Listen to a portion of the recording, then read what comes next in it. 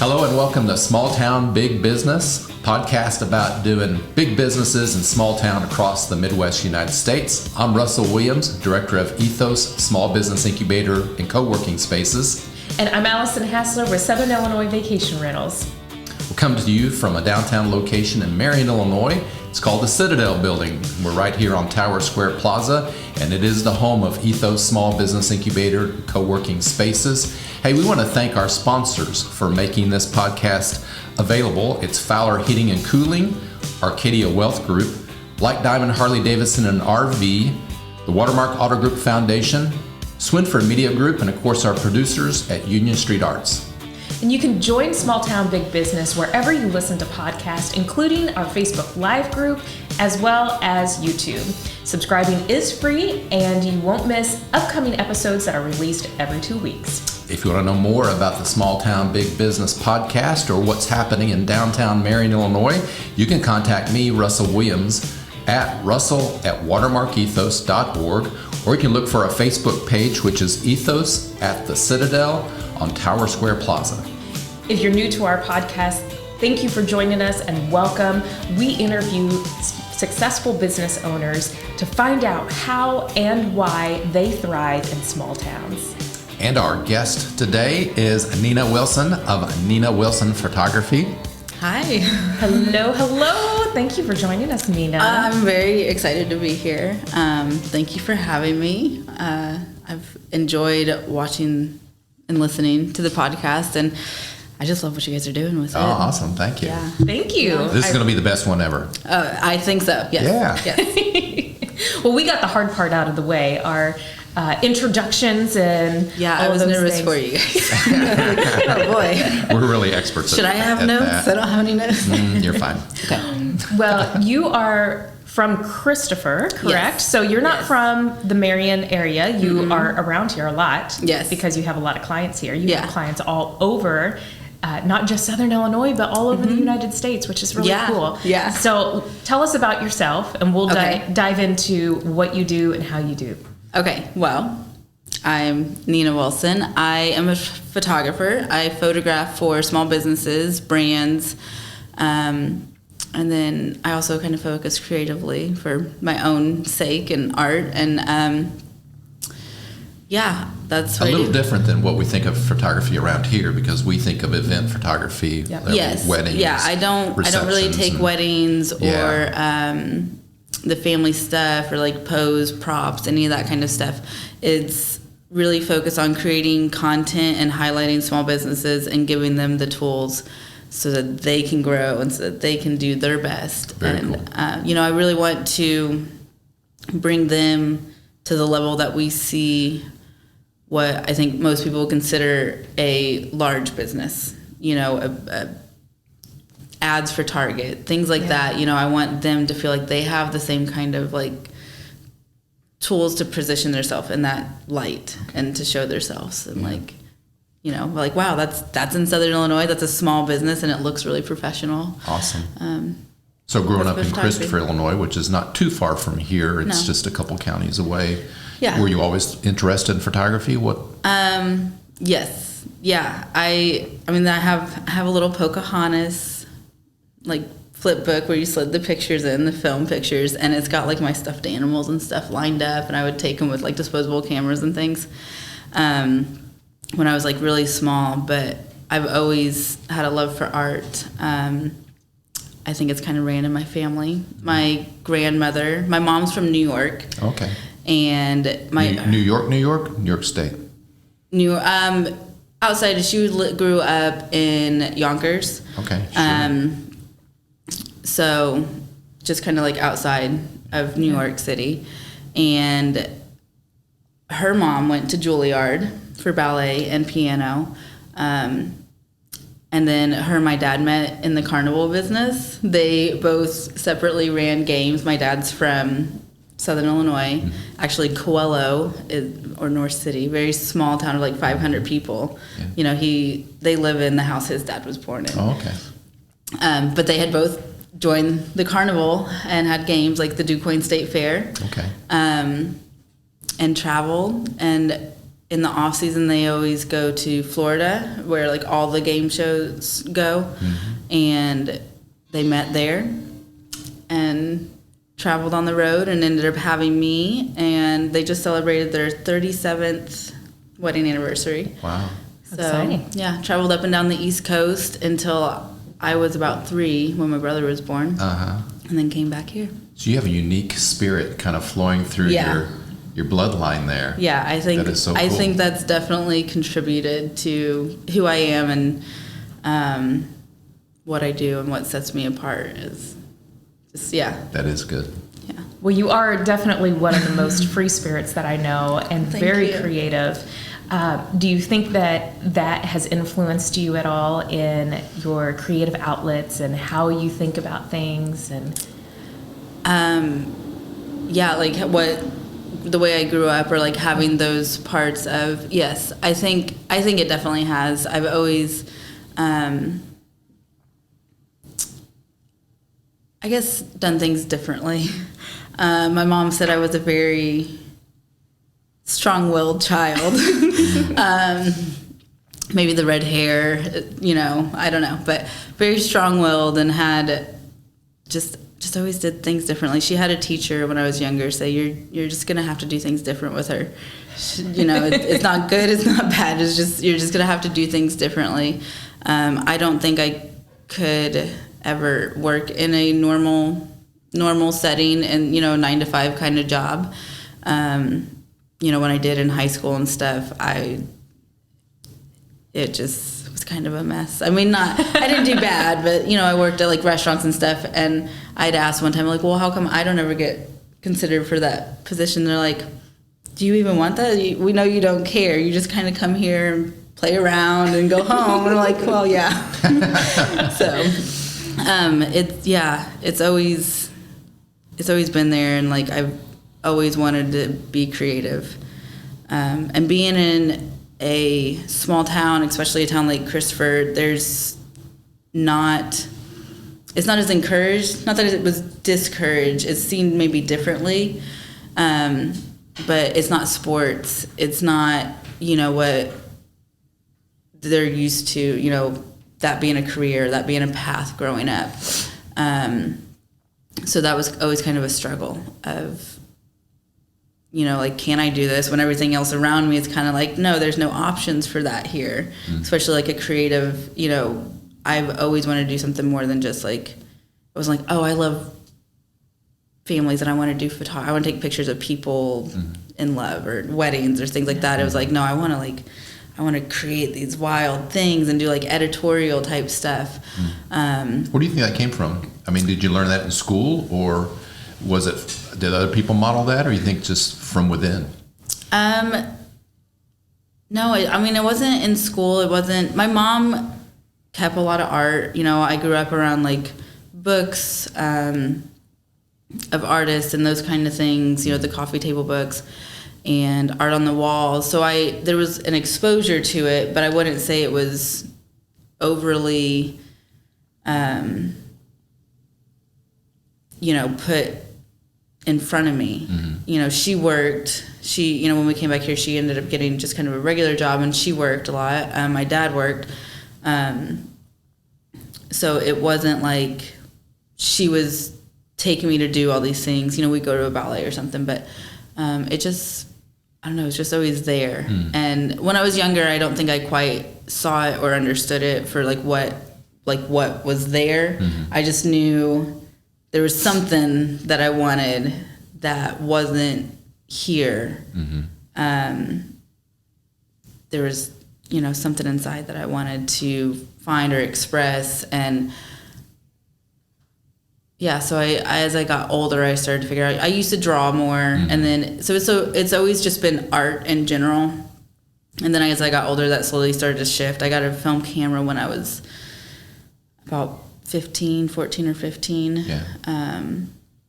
And that's probably when I really started Okay. getting into photography and At stuff. what point did you say, this is a business? This is my career? Was it a day that you could say that, or your life moved on and that's what it became? When I first went to school, I went to John A. right after high school, and I was like, okay, I'm going to go for art. They didn't have anything specific for photography. They had one class actually. So I was, at that point, I was still kind of like, whatever I can do in art. I didn't know exactly what to do with photography. And then I started like, no, this is what I want to do. I mean, I enjoy drawing and painting, but that's not, it didn't feel like I had the fire for that to really go somewhere with it. Or kind of I can be a little lazy, you know, like painting takes a lot of time. Photos are like done, you know, a couple of clicks. I mean, there's a lot of time into the setups and stuff, but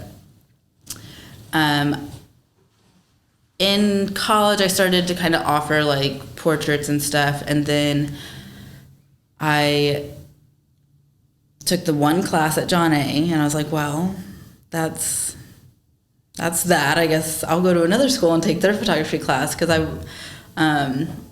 I couldn't do the generals. I went to 3 different colleges, and I just kind of skipped out on all my generals. I would do like the bare minimum of what they would make me, and then be like, well, I'm going to take these art classes. Yeah. And then once I take what I could, I'd go. Yeah. I went to Rend Lake, and then I ended up in Nashville, Tennessee at the Art Institute. And so I had kind of like done business, you know, very just like here and there. People paid me for sessions or weddings or something like that.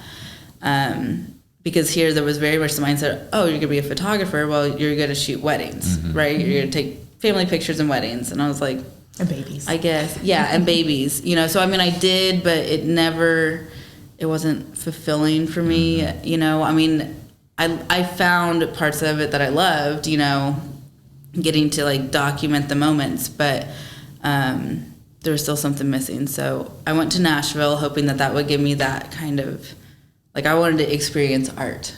That's it. And I got a little bit of that. And then I ended up getting married and moving to Oregon and didn't know what to do as far as school. I was like, well, do I want to finish? Do I want to keep going?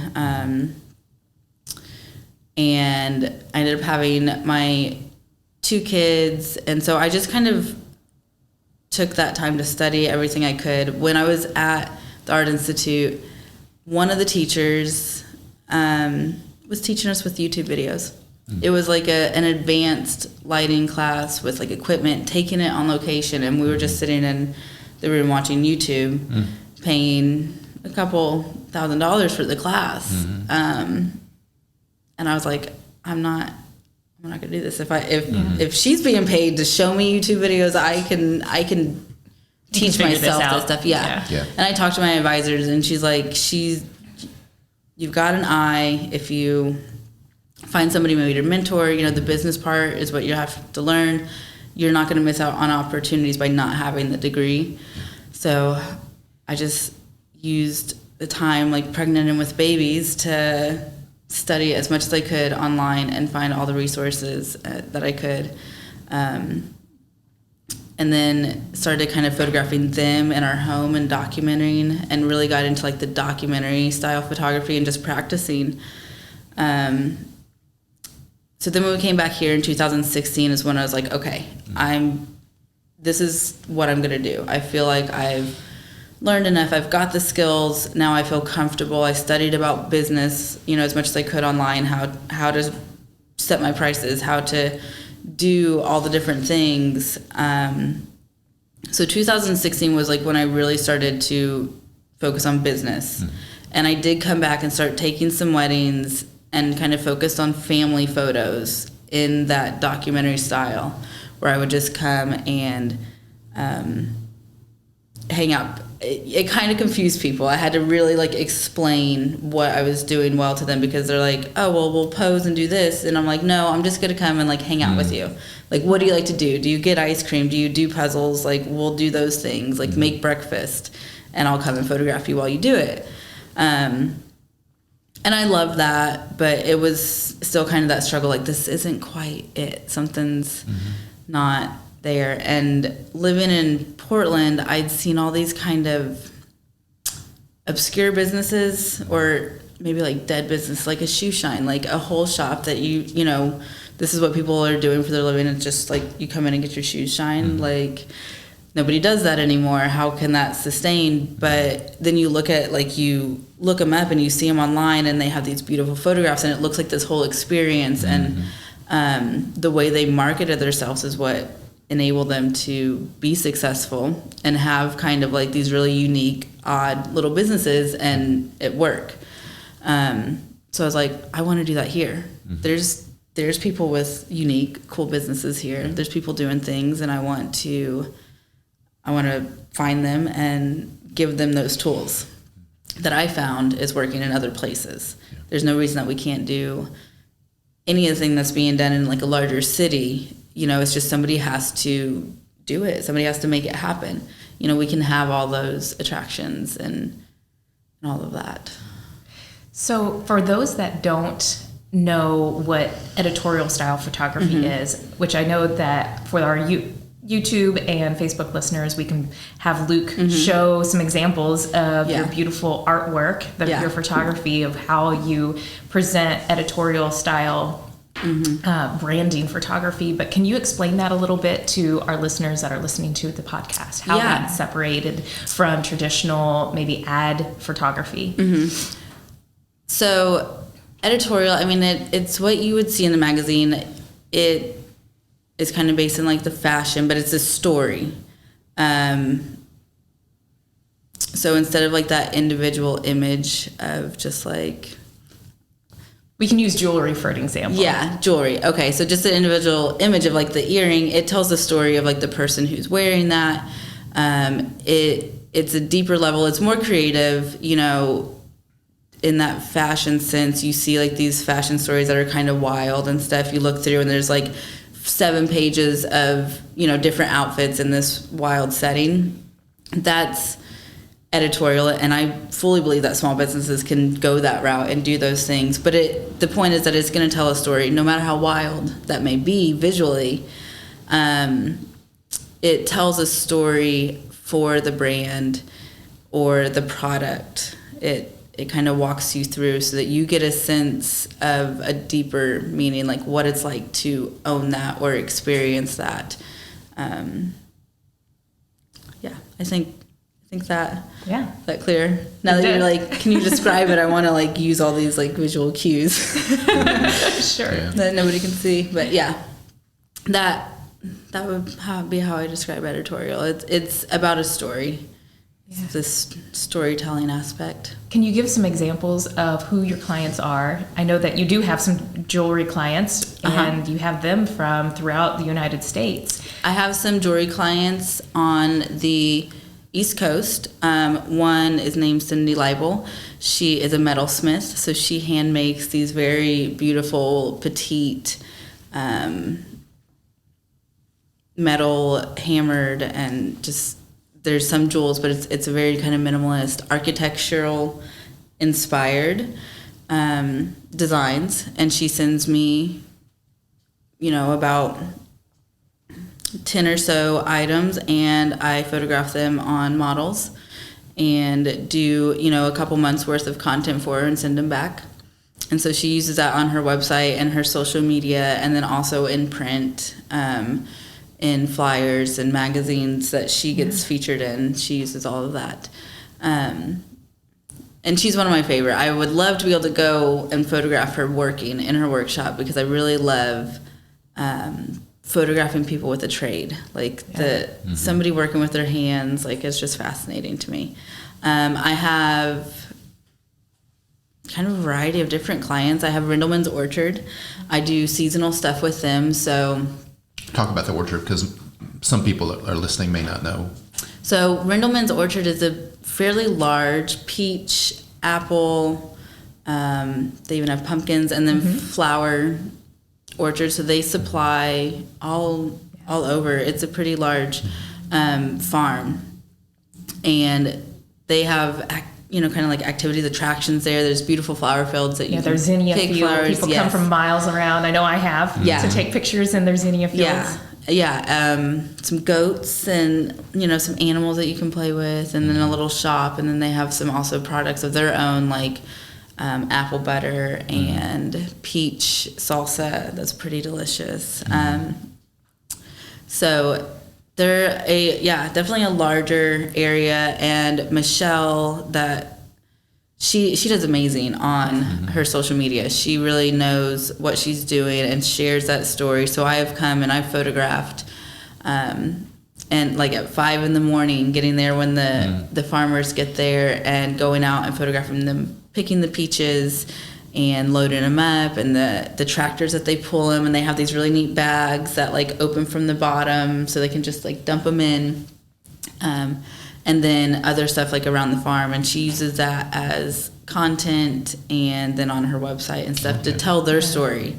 Yeah, and they do a fantastic job. Michelle is fantastic. Another person we need to have on the podcast. And Michelle, you have these beautiful pictures of Michelle and her husband, and the workers and how they're experiencing life on the farm, and then she matches these beautiful photos with a diary of a peach farmer and these stories of how their day is and a day in the life of being farmers in Southern Illinois. And it's a beautiful story, and she has so many followers thanks to you and thanks to that creative way of advertising. So it's a great marketing tool where you're not seeing buy my peach. It's here's our life, and it makes me want to support their business. And I think that that's a very unique way of marketing, and it may not be so unique in urban areas, but you've really brought that to Southern Illinois of how to give an experience to the marketing brand and how you can apply that no matter what you do. Yeah, that's what I want to do, is show. They always say like the Midwest is behind 5 years on like what's going on, but with the internet now, there's no reason to be behind. And this is what is being done, in other places. And you think about big companies like, business owners that are listening. They know the importance of a website. Squarespace, when they advertise for use our services as a host for your website, what they show is small business owners working. It shows a peek into their life. They're not just showing, graphics that say, come use our site. It's a story of these people use our site. This is their business. This is what their life looks like, and this is them succeeding. So bringing that So you're a storyteller. Yeah.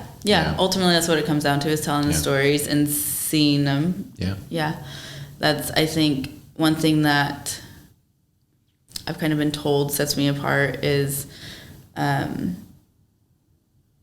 people say when they see the picture I've taken of them, they're like, I've never seen myself like that, but I feel like I'm really seeing myself. So I really like to kind of maybe capture the soul and, the best I can, and get in the moment with them and really see what they're passionate about. Yeah. Where's the challenges? Because Nina, we've been talking about opportunities, and there's lots of opportunities, as you have said, here in small town, and you really would like small businesses. You want to partner with them and let them expand. But what's the challenges for yourself, being in small towns and being in business too? I think one of the challenges is maybe a lack of knowledge with business owners on the importance of it. There can be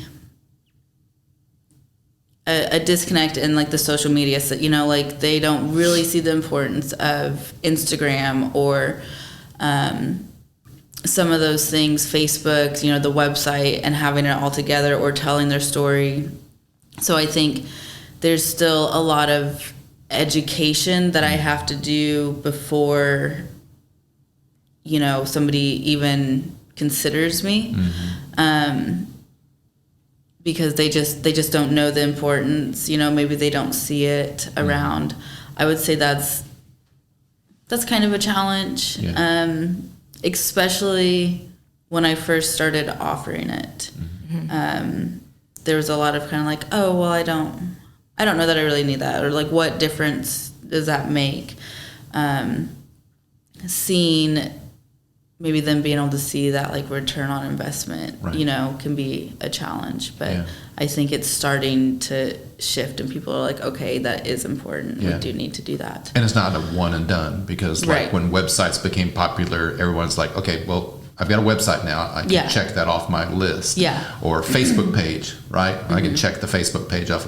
It's constant, right? Yeah. Well, and I think maybe some people are still there. Like, I've already checked that off. I've got a website. I made a Facebook page. You know, they think, like you said, one and done. From 1999 or Yes. Yeah. So it is something that you have to constantly be updated and keep up. And it can feel like a lot, but you know, I always try to tell people like this makes it easier. When you have a stock of photos to pull from, it's easier to post. It's easier to do that. Because stories have to stay fresh, Yes. right? I Yeah. can't tell you the same story that I've told you over and over again, and your business is going to grow. Right. You have to tell the fresh story because life Yeah. is fresh. Yeah. Life keeps happening. Yeah, and a lot of people are like, well, I don't want to share my personal life, you know, with my business. I don't want to do that and post those kind of things, or I don't really want to be in the photos. And I'm like, you know, I try to explain that there's a balance where you can show a personal side and it not be, you know, I woke up this morning and it was just an awful day, you know, like going through the details that don't matter. You know, a lot of that may not matter to your business or to your clients, but figuring out what does matter and is personal and connecting, you know, to them, kind of like you would when they walk into your shop. Yeah. You know, if you have a shop, or, you know, if you don't, imagine you have a shop that somebody's going to walk in. What are you going to say to them? What are you going to tell them? Are you going to be like, I have this on sale today, and then that's it, and then that's all you say to them? Or, you know, you're going to have a real conversation with them. And I think it's important to treat social media kind of the same way. You're connecting with real people. Do you find that small business owners that you talk to have any sort of struggle of getting outside of that box, especially when I'm thinking of people that have, say, a very specific product, and whether they have it on Etsy already and they have their, you know, whether it's jewelry or dog collars or, you know, metalwork, and they say, oh, well, I have pictures. It's pictures of my product. But you're talking about going that next level of giving the experience of how do you make it? What kind of life do you have? What kind of life do your customers have? Yeah. And how do they, how is their life enhanced by having your product? And I see that with your photography, and I think that that's really amazing. But do you find it difficult to share that experience with the small business owners? Because I know being one, it's hard to get out of that space when you're in the space all the time and starting to think creatively, because that's your job. You think creatively. Yeah. I think I try to keep it as like, if I'm your customer, you know, I do work with a lot of businesses that I would support, and I try to keep that genuine connection. You know, there's businesses that I've turned away that are like, you know, this isn't something that I necessarily would, not that I wouldn't support them, but, you know, I don't connect with this. So I think being able to describe to them from the outside, oh, well, you know, I see your product like this, and, you know, it is more than just kind of a picture. I try to kind of show them the best I can. If we meet and they're still kind of not there, you know, I will take a picture of something for them, you know, so they can actually see it and be like, well, this, and then they're like, wow, you know, it's like the product has an emotion almost, you know, because, yeah, it does. And I think you're right. I think the proof is in Yeah. the pudding. I think people may feel a little awkward. Yeah. And then when you show them your results, because you're so good. Thank you. My wife, Rocio, you had her come up here and do some jewelry, right? And I'm sure she felt kind of awkward about that. But then when she got the photos or saw the photos, she's like, Russ, come here. Yeah. It's like, this is amazing. And I was like, you're right. She is, you know, my Yeah. wife's beautiful, but still. Yes. You know. And she did great. She was very confident and stuff. And, you know, I tried to set up a situation instead of just like sit here and pose. And that makes people feel more comfortable, you know, when I'm talking to them and they're like, well, I don't really know what to show. What do what would you show with my product? It kind of is what it is. Like, well, it's more than just that. It's more than just sitting on a shelf. And I'm like, well, what do you do with it? You know, show me. I almost kind of try to trick them into, well, just show me real quick, like what you would do with this. Like, how does this work? Or what's your normal day like? And then they'll start kind of doing that and telling me. And then I start taking the pictures and they're like, oh, I didn't realize we were starting now. I'm like, well, you're working now. You're doing it now. So yeah, that's where it starts. It's like with what you do. So it is interesting to kind of try to figure out people in that way. I'm like, okay, what are their blocks, and what do I have to kind of like work around to get them to see, and stuff, you know, those kind of things. The mentality that they have, being so close to the business, like you said, you don't always see it all. And I feel the same way, you know, like I keep up my marketing stuff and put stuff out there, and then I'll look at it and be like, what do people think of me? Like, what am I putting out? Do they know these things? You know, we miss it because we're so close. So I try to give them something that they can get a fuller picture. What advice would you give to small business owners that are just starting out that may not understand the investment of documenting and giving an editorial style view of photography for their business? I would say, and a lot of people don't, just take pictures, just start showing what you're doing, you know, and document it for yourself. Think of it as like a catalog. You don't have to share any of that right away. But document it so that you can look back, you know, to track your growth. And that's how, you know, some people, depending on the business, a lot of business owners have that more like analytical mind. So put it into that term of, okay, here's what I'm doing, here's what I've done, here's the steps I've taken. So start by documenting that. And then, you know, you're going to have a bunch of stuff to share, and you're going to be able to work up to being able to bring somebody on to show that from the outside. And it's going to make more sense. You'll feel more comfortable because you've already been kind of doing that. You know, kind of like you would share to your best friend that lives in another town. You have to show them with a picture. You don't get to bring them over to show them. So, you know, think of your client as your best friend. What would you say to them? What would you know, want to show them? And then just kind of, I think that takes away that separation of I'm speaking to everybody and showing all these things. That feels like they're getting, so many strangers are looking into my life or what I do, can feel very uncomfortable. So if you kind of just make it one person, I'm just talking to this one person whenever I post, whenever I take pictures, just this one person, my best friend. I actually, you know, it's kind of the ideal client, you know, worksheet that you would do for that.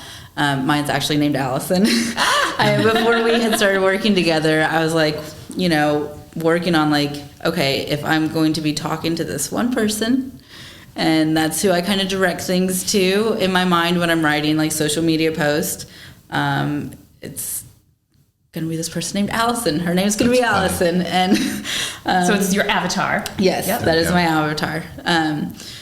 So yeah, I think that helps take away that fear of like, this is a lot to show, this is a lot to do,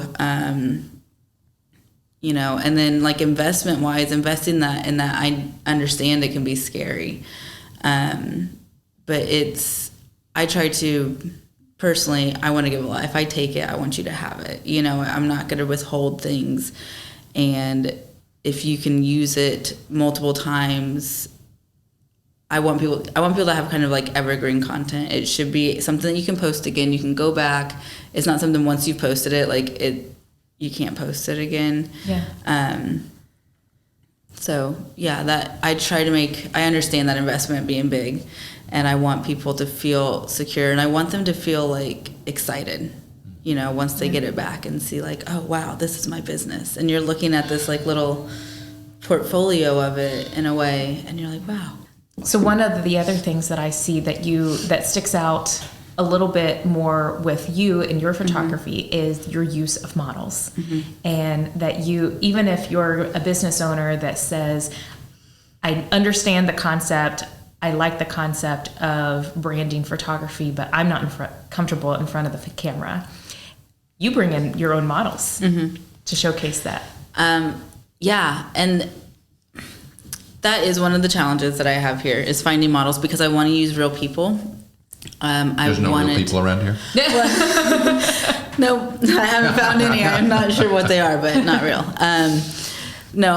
Real people being willing to, I guess, consider themselves as a model. And it's not, yes, you're modeling. That's technically what this is. But it's a lot like acting. That's what I try to tell people when they model for me is you're just going to play a scene, and the scene is that you're using this product. What does that feel like, and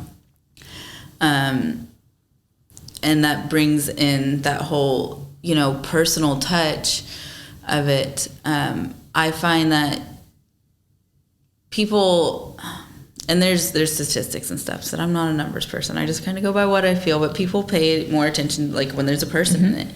And especially for small businesses here, if you're working locally and somebody models, everybody that they know is going to be like, wow, look at this picture of my friend. And they're going to share it because that's their friend. So then you're like also spreading. So I do try, when I find models for a business, I try to keep it into someone who would actually shop at their business. Yeah.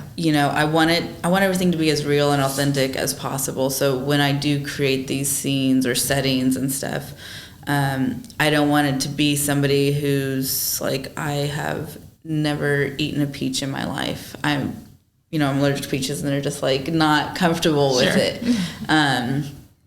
Or somebody who likes outdoors, somebody who doesn't like outdoors, I'm not going to be like, hey, we're going to go on a hike and you just love doing this, because this backpack makes it so much easier and you love it. And when actually they hate doing that in general. So I think models really help. And that's another thing with like what bigger cities are doing. That's what you're going to find. St. Louis, even there's model agencies. That's what these bigger businesses are doing. They're bringing people in like that. And so why not do that here? Sure. Do you have model calls? Do you have a way for people to get a hold of you if they say, Nina, I think it would be fun to model.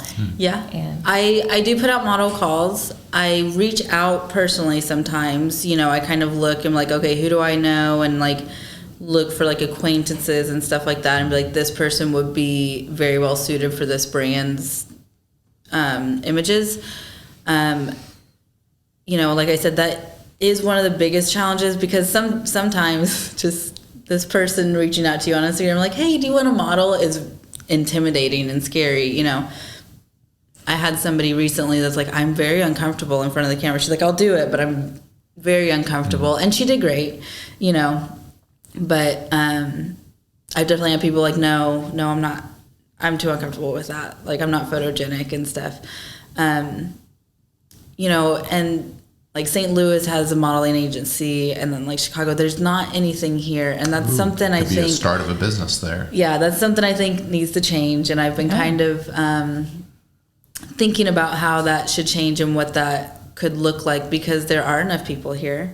And we have between the whole Southern Illinois area, it's pretty large, and we have a diverse community of people.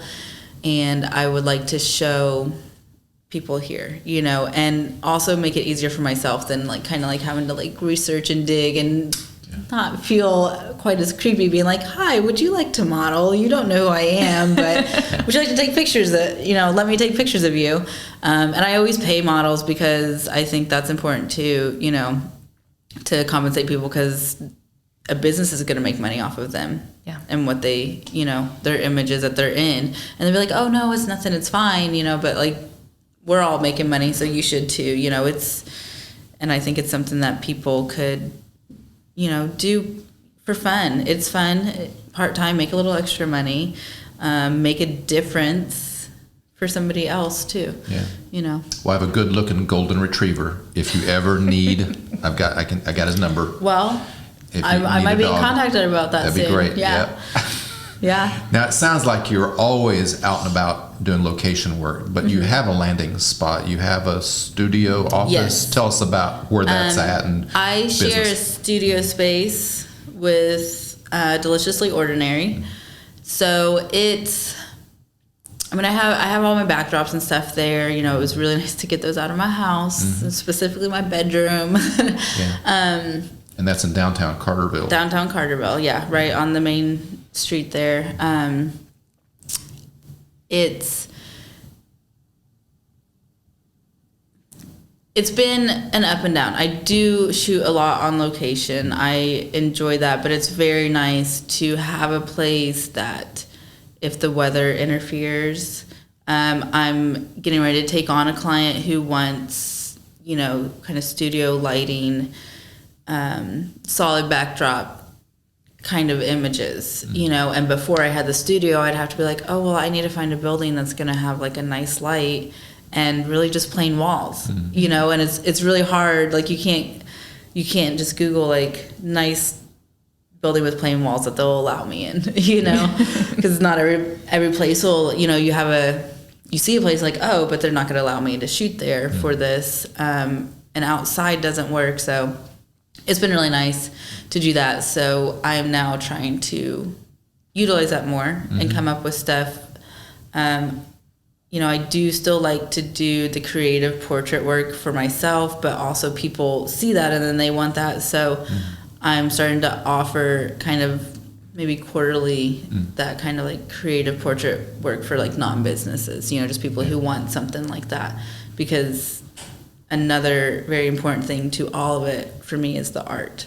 The art of storytelling, the art of what's captured in the image. I want people's businesses to be like, this could be framed, and like I want it to look that good. Yeah. So how could someone contact you if they wanted to inquire about your services? I have a website. It's ninawilson.photography. And then I'm on Instagram, and those would probably be the best two places, through email on my website or on Instagram. And that's, I do use the Facebook, but it's not as smooth for messaging. But yeah, I'm trying to be responsive, and, on my website you can see all the stuff I've done. So one of the things about being at Ethos and being in an incubator is helping businesses, especially startup businesses, and helping them get off the ground. What is something that you feel like would be really beneficial if, say, you were starting in 2016? What was some of those pieces that you would have found beneficial as an upcoming business owner? Anything that you would find helpful? Or I think when I was first starting, it would have been really nice to have a place like this to come to really learn the structure, the basic business structure. Like, what do you do to get started? Do you need a license? Do you need these kind of things? That kind of stuff that maybe somebody would learn in business school, but it's life and you need to start your business now. So that kind of and as you pointed out earlier, not all of us fit in like a school academic. Yeah, setting. It's not for everybody. I wouldn't have been able to probably do business school. Somebody told me in high school, my best advice, if you want to be an artist, go to school for business. You can learn the art on its own, but you got to learn the business. And I don't think I would have made it through. But yeah, so those kind of like foundations would have been really helpful, because I felt very intimidated. And also the mindset of like, you have to do these certain things to be really a business. So I guess some encouragement from like other business owners, like, no, you're accepted here as a real business. We're not going to look down on you because you didn't meet these certain criterias of like official business school kind of things. But having people to kind of look to as mentors and guidance in definitely that business world and structure and foundation and getting started and feeling official. Did you have anything else you wanted to say on the podcast? I don't know. No, I mean, it's been great. I'm really excited to see the growth of Southern Illinois. I think it can really be a place that people want to stay. Yeah. You know, that there can be things to do here, and it can be exciting, and it can be a place where you can thrive and grow and do, you know, things that you're passionate about. And well, you're very much part of that growth. I know you're not only here in downtown Marion, you're in other small communities too, but I thought you actually lived here somewhere close because I would see you all the time. Yeah. I moved in the building November of 2020. Yeah. And you were one of the first persons I've met and you know, did a tour with a lot of other people. And I'm like, oh, that's really cool. I didn't know Nina was around here. And then as I got to know what you did, you really do have a unique spirit, which adds a lot of life. Thank you. Yeah. Thank you. That was, you know, a secret marketing trick. I tried to just kind of be everywhere. If I'm there, then, you know, can't miss the opportunity. So I'd be around here a lot. Mount Vernon, you know, Carbondale. That's cool. I'll be in Paducah Friday. So that's good. I just kind of try to be there, and it's fun. I'm known you know, everywhere. meet people, and I love meeting people. And really glad that you guys are here to offer this space to people can meet and encourage each other and lift people up. And you know, I think it's a very exciting time for Southern Illinois, and I just hope that more and more people start to see that. And I mean, they're going to. So thank you so much. Thank you. So Nina Wilson of Nina Wilson Photography, thank you so much for joining us today. It's been fun. I told you it'd be a fun interview. It would be. I think. And it is. I think so. Right. Yes. Your beautiful I've had spirit, fun. and I love seeing the photography that you do. I hope that this interview exposes you to more people to let small business owners, other small business owners, think outside of the box and how that they can brand and market their business and reach out to you to let you help them market their business, because you do such fantastic work. I would love that. I would love that, because I love to see them do well. And, you know, I just get really excited when people are like, oh, that thing you photographed for me sold, or like, you know, it's really exciting, and seeing people be what they imagine their best self, you know, to be, and helping them get there. That's cool. It's very fulfilling, and I love it. Well, I know that you listen and watch our podcast, and I want to thank everybody for listening and watching the Small Town Big Business podcast. And we also want to thank our sponsors for making this possible: Fowler Heating and Cooling, the Arcadia Wealth Group, Black Diamond, Harley Davidson and RV, the Watermark Auto Group Foundation, Swinford Media Group, and of course our producers at Union Street Art. Luke O'Neill does a great job in packaging this all together and making us all sound and look good. And so thank you very much, Luke. Yes, thank you, Luke.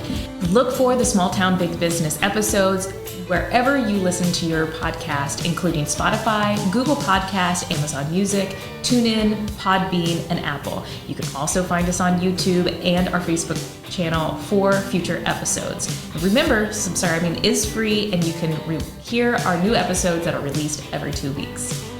And I'm your host, Allison Hassler. And Russell Williams. Thanks for joining us.